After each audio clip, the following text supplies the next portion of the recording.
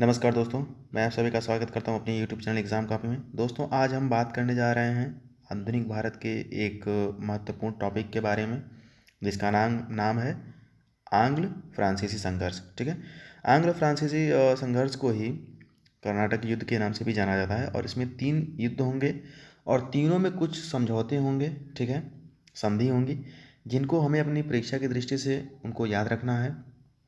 तो सबसे पहले हम याद रखेंगे इसमें जब ये लड़ाई होगा, जब ये युद्ध होगा, उस सन को याद रखना है और जो जो समझौते होंगे उसको हमको याद रखना है। ठीक है, तो इन सारी चीज़ों को हम डिटेल में देखेंगे, अच्छे से समझेंगे। तो अगर आपने चैनल को सब्सक्राइब नहीं किया तो प्लीज़ सब्सक्राइब कर लीजिए, बेल आइकन को ऑन कर लीजिए, लाइक करिए, कमेंट करिए और शेयर करिए। और अब हम क्लास को स्टार्ट करते हैं। ठीक है, तो देखिए, सबसे पहले ये समझना ज़रूरी है कि आखिर में क्या वजह है कि आंग्ल और फ्रांसीसी संघर्ष हो रहा है। आंग्ल का मतलब यहाँ पर ये है, आंग्ल मतलब अंग्रेज हैं। ठीक है, अंग्रेज। ओके, और फ्रांसीसी मतलब तो आप समझ ही रहे होंगे, फ्रांसीसी मतलब तो आप समझ ही रहे होंगे, फ्रांस के रहने वाले। ठीक है, कहने का अर्थ ये है कि ये जो दोनों युद्ध होगा, ये होगा 17वीं सदी में। आप समझ लीजिए, ऐसे बस समझने भर के लिए। ठीक है, तो आप खुद सोचिए इस चीज़ को कि हमारे देश में पुर्तगाली भी आ चुके हैं 1498 में। ठीक है, फिर उसके बाद पुर्तगाली के बाद मैंने क्या बताया था, उसके बाद मैंने बताया था PDAF, ये ट्रिक था ना। ठीक है, डी फॉर क्या था, डच। ओके, और ए फॉर क्या था, देखिए, पुर्तगाली, डच, हाँ, ए फॉर अंग्रेज, ए फॉर अंग्रेज। ठीक है, और एफ फॉर फ्रांसीसी, मतलब फ्रांस के रहने वाले ये लोग। ठीक है, तो कहने का मतलब ये है कि हमारे भारत में इतने यूरोपीय जो देश हैं, वहाँ के रहने वाले लोग आ चुके हैं और ये लोग रह करके पूरा बढ़िया से अपना धंधा पानी कर रहे हैं। देश को खोखले करने का काम पूरा बढ़िया से एकदम लगातार हो रहा है। ठीक है, यहाँ तक कि भारतीयों का अब शोषण भी होना शुरू हो गया है अब तक। ठीक है, 17वीं शताब्दी तक। वहीं आप आगे देखेंगे कि कैसे 1757 में प्लासी का युद्ध हो जाएगा। ठीक है, लेकिन वो हमारी अगली क्लास में होगा, क्योंकि इसके जस्ट बाद ही वो 1757 का हम लोग युद्ध पढ़ेंगे। ठीक है, लेकिन आज हम डिस्कस कर रहे हैं इनके बारे में। तो ये हमें समझना ज़रूरी है कि आखिर में क्या क्या वजह हो सकता है जिसके बाद ये युद्ध हुआ था भारत में। ठीक है, और ये इतिहास की दृष्टि से काफ़ी महत्वपूर्ण हो जाता है। ओके, तो एक तो आप ये समझ सकते हैं कि सभी लोग एकदम चाह रहे थे कि हम मतलब टॉप लेवल पे रहें, हम टॉप रहें, हम टॉप पे रहें, हम टॉप पे रहें। क्यों? क्योंकि भारत जो था वो रिसोर्सेज के लिए बहुत अच्छा था। यहाँ पे जो संसाधन थे, संसाधन वो एकदम उच्चतम कोटि के थे। ठीक है, पहला रीज़न। लेकिन ये रीज़न तो था ही, लेकिन सबसे बड़ा जो रीज़न था वो ये था कि, एक मिनट रुकिए, पेज बदलने दीजिए। देखिए, जैसे मान लीजिए हुआ यूँ कि ऑस्ट्रिया नामक एक जगह है, अभी भी है। ठीक है, ऑस्ट्रिया। ठीक है, ऑस्ट्रिया, यहाँ पे राजशाही चल रहा था। ठीक है, उस समय लोकतंत्र तो कहीं होता नहीं था, तो राजशाही यहाँ पर भी था। तो होता ये है कि यहाँ की जो राजा जो थे उनकी मृत्यु हो जाती है, वो मर जाते हैं। ठीक है, तो अब क्या होगा कि भाई, अब जाहिर सी बात है कि राजा जब मर गया है तो इसके उत्तराधिकारी होंगे। तो इसके 2 उत्तराधिकारी हुए, पहला और दूसरा, 2 उत्तराधिकारी हुए। एक का जो समर्थन कर रहे थे वो कर रहे थे अंग्रेज। ठीक है, अंग्रेज कर रहे थे सब, पहले का। और दूसरे का कौन कर रहा था, तो ये फ्रांसीसी कर रहे थे सब, फ्रांसीसी। दूसरे का समर्थन फ्रांसीसी कर रहे थे। ठीक है, अच्छा, अब देखिए क्या हुआ कि अब चूंकि जाहिर सी बात है कि ये दो काफ़ी मतलब बड़ा मतलब शक्ति माना जाता था अपने आप में ही। ठीक है, और ये जो दो परिवार जो हैं, ठीक है, जो उत्तराधिकार की लड़ाई में दम उतर चुके हैं, वो चाह रहे हैं कि अंग्रेज हमारा समर्थन करें। तो एक पक्ष का समर्थन तो अंग्रेज कर रहा है और दूसरे पक्ष का समर्थन फ्रांसीसी कर रहे हैं। अब देखिए क्या होगा कि ये हमारा यूरोप है, सपोज करिए ये हमारा यूरोप में सब कुछ चल रहा है। ठीक है, सारा जो चीज़ है ये सब यूरोप में चल रहा है। ठीक है, इसको रुकिए, मैं अलग पेज पर बताता हूँ। जैसे मान लीजिए कि यहाँ पर हमारा इंडिया था। ठीक है, समझने के लिए हालांकि ये आज हमारा वर्तमान भारत है ये, ठीक है, ये हमारा भारत है, यहीं पे कहीं ये लोग रह रहे हैं, ठीक है। अच्छा, लेकिन ये जो काम जो हो रहा है वो तो यूरोप में हो रहा है ना, ये तो यूरोप में हो रहा है भाई। ऑस्ट्रिया कहाँ है? यूरोपियन कंट्री ही तो है। यूरोप में यहाँ पर युद्ध चल रहा है, ठीक है। अब यहाँ पर एक पक्ष को अंग्रेज मारेगा, ठीक है, और दूसरे पक्ष को कौन लेगा? ये फ्रांस, फ्रांस समर्थन करेगा, ठीक है। ये इसको ले लेगा और ये इसको ले लेगा। अब देखिए क्या होगा कि यहाँ पर अब ये दोनों आपस में लड़ जाएंगे, अब ये मारपीट शुरू कर देंगे। ये दो परिवार नहीं लड़ेंगे, ये जो समर्थन करने वाले हैं ना, ये लोग, जैसे नहीं बताया कि बहुत सारा झगड़ा आप लोग देखेंगे कि जो दो पक्षों में जो झगड़ा होता है, जो लोग सुलझाने जाते हैं कभी कभी वही लोग आपस में उलझ जाते हैं, ठीक है। यही चीज़ यहाँ पर भी हो रहा है। देखिए, समर्थन कर रहे हैं सब, लेकिन समर्थन करते करते आपस में भिड़ गए सब, अंग्रेज और फ्रांसीसी, ठीक है। अब देखिए क्या होगा, अब चूंकि यहाँ पे रिश्ते आपके ख़राब हो चुके हैं, ठीक है, तो इसका प्रभाव जो है हमें भारत में देखने को मिलेगा प्रथम कर्नाटक युद्ध के नाम से, ठीक है। तो उसी चीज़ को हम देखने जा रहे हैं। तो उम्मीद करता हूँ कि आप लोग समझ गए होंगे कि देखिए लड़ाई आपकी ऑस्ट्रिया में हो रही है, ठीक है। ऑस्ट्रिया में ये लड़ाई हो रहा है, आपस में लड़ रहे हैं सब, लेकिन इसका प्रभाव यहाँ भारत में दिखाई देगा। जैसे होता है ना कि बहुत लोग, जैसे कि मान लीजिए कि अगर कोई मुंबई में जाकर रह रहा है दो आदमी, ठीक है, और दोनों का दो परिवार है गांव में, ठीक है। अब पता चला कि गांव में दोनों परिवार आपस में लड़ गए हैं सब, तो गांव में लड़ेंगे सब, लेकिन इसका प्रभाव कहीं ना कहीं मुंबई में भी दिखाई देगा। वो आदमी भी दोनों आपस में कहीं ना कहीं टेंशन में रहेंगे, लड़ाई झगड़ा करेंगे सब। यही चीज़ भारत में भी हुआ था उस समय पर, ठीक है। तो देखिए, प्रथम कर्नाटक युद्ध का जो सबसे महत्वपूर्ण जो वजह जो माना, देखिए वर्चस्व की लड़ाई तो चल ही रही थी, लेकिन सबसे महत्वपूर्ण जो वजह माना जाता है वो माना जाता है आपका ऑस्ट्रिया, ऑस्ट्रिया के उत्तराधिकार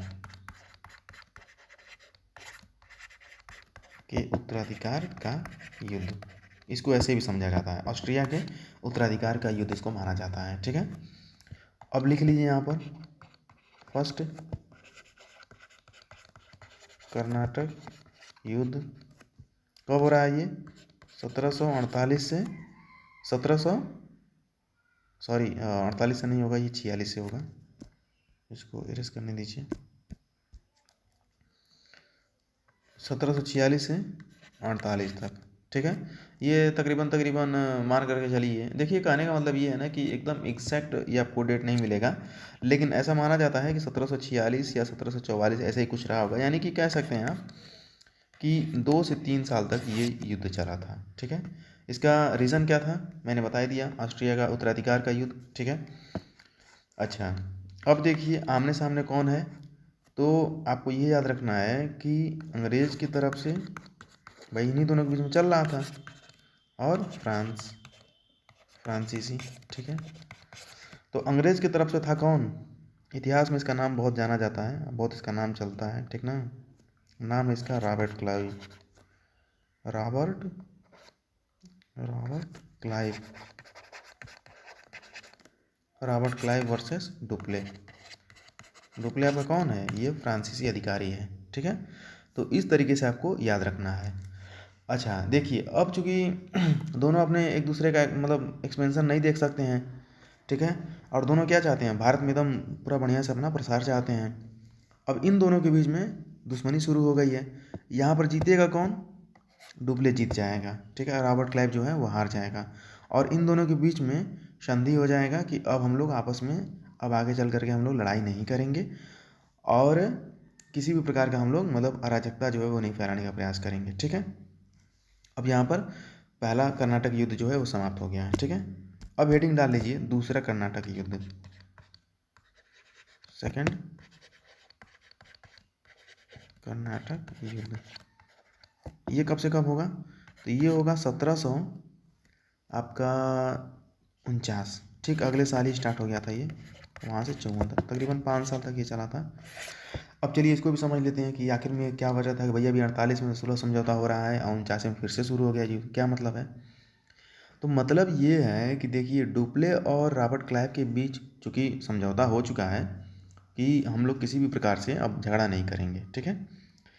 तो देखिए अंग्रेज इतने मतलब दुष्ट हुआ करते थे कि उन लोगों ने क्या किया कि हिंद महासागर से जब ये फ्रांसीसियों का जब जहाज़ जब जा रहा था भारत की तरफ, ठीक है, आपको पता ही होगा कि व्यापार ये लोग करते थे हमेशा, तो हिंद महासागर में मॉरिशस होते हुए ये फ्रांसीसियों का जब जहाज़ जब जा रहा था, तो अंग्रेज क्या करते हैं कि अपने ही समझौते का ये लोग उल्लंघन कर देते हैं और फ्रांसीसियों की जहाज़ को डुबा देते हैं। अब जाहिर सी बात है कि आपने यार आपने जो समझौता हुआ है उसको जब तोड़ दिया है तो हम इस चीज़ को क्यों मानेंगे। तो यही सबसे बड़ा वजह था कि फिर क्या होगा कि दूसरा कर्नाटक युद्ध शुरू हो जाएगा, ठीक है। तो इसमें कहने का मतलब ये है कि डुप्ले जो है फिर से आ जाएगा युद्ध में, ठीक है। और जब युद्ध में जब आएगा वो, तो फिर क्या करेगा, अब इस बार अंग्रेज जो हैं वो तैयार हैं सब, ठीक है। देखिए हर युद्ध के बाद एक समझौता हुआ है, उसको मैं एकदम लास्ट पेज पर एकदम इत्मीनान से आपको लिख के बताऊंगा, लेकिन फिलहाल आप बस कहानी को सुनिए समझिए, ठीक है। अब देखिए डुप्ले अब आमने सामने आ गए हैं सब फिर से, रॉबर्ट क्लाइव और डुप्ले, ठीक है। अब क्या होता है देखिए, एक तरफ डुप्ले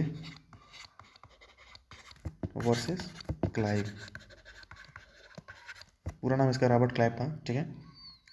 इसमें क्या होगा कि क्लाइव जो है वो जीत जाएगा, ठीक है, क्योंकि वो पहले से ही तैयार थे सब कि नहीं हम लोग अब एकदम इन लोगों को डुबा ही देंगे, मार ही देंगे फ्रांसीसियों को, चाहे कुछ भी हो जाए, ठीक है। तो जाहिर सी बात है कि ये लोग तैयार हैं।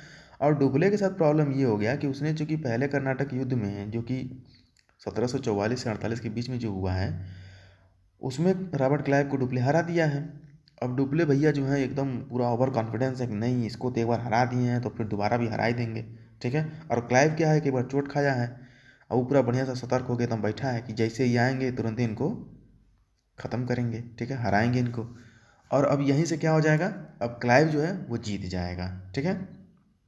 इस तरीके से आपको इस चीज़ को समझना है, ठीक है। तो दूसरा कर्नाटक का युद्ध कब हुआ था, वो हुआ था 1749 से 1754, 5 साल तक चला था। इसमें विजेता कौन था, तो क्लाइव था, ठीक है। इस चीज़ को ध्यान रखिएगा। अब चलिए आगे देख लेते हैं। अब अगला और अंतिम है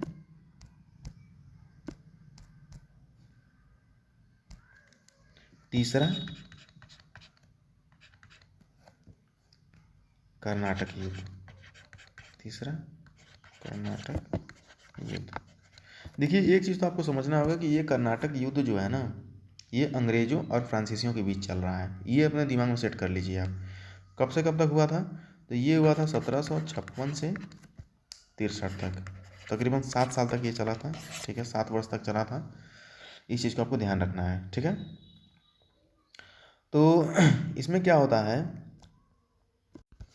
अब देखिए तीसरा कर्नाटक कैसे स्टार्ट होगा कि यहाँ पर मान लीजिए कि पहला पॉइंट हम देखते हैं। क्या था कि बंगाल के अंदर एक जगह है चंद्रनगर, ठीक है। फॉर एग्जांपल ये अपना भारत है, ठीक है, सपोज करिए ये अपना भारत है और इधर ही कहीं बंगाल है, ठीक है। और इसी बंगाल में एक जगह है चंद्रनगर, चंद्रनगर, ठीक है। और ये यहाँ पे बंगाल हो गया, ठीक है। और यहीं पर कहीं तमिलनाडु आपका पड़ता है, ठीक है, ओके। अब देखिए क्या होगा कि यहाँ पर एक जगह है संत डेविड, नाम से ही लग रहा है कि मतलब अंग्रेज़ों का ये थोड़ा सा स्थान है ये, और ये हम लोग का ऑफिस हुआ करता था, ठीक है। तो बंगाल यहाँ पर, बंगाल और यहाँ पर क्या है तमिलनाडु, शॉर्ट फॉर्म लिख रहा हूँ, ठीक है। तो बंगाल में एक जगह है चंद्रनगर और तमिलनाडु में एक जगह है संत डेविस। संत डेविस तो आप लोगों को नाम से ही लग रहा होगा कि ये मतलब ये इनका है अंग्रेज़ों का कुछ रहा होगा, ठीक है। और चंदननगर में मैं बता देता हूँ, यहाँ पर फ्रांसीसी अपना स्थान बना के रखते थे, ठीक है, यानी फ्रांस ऐसे समझ लीजिए, ठीक है।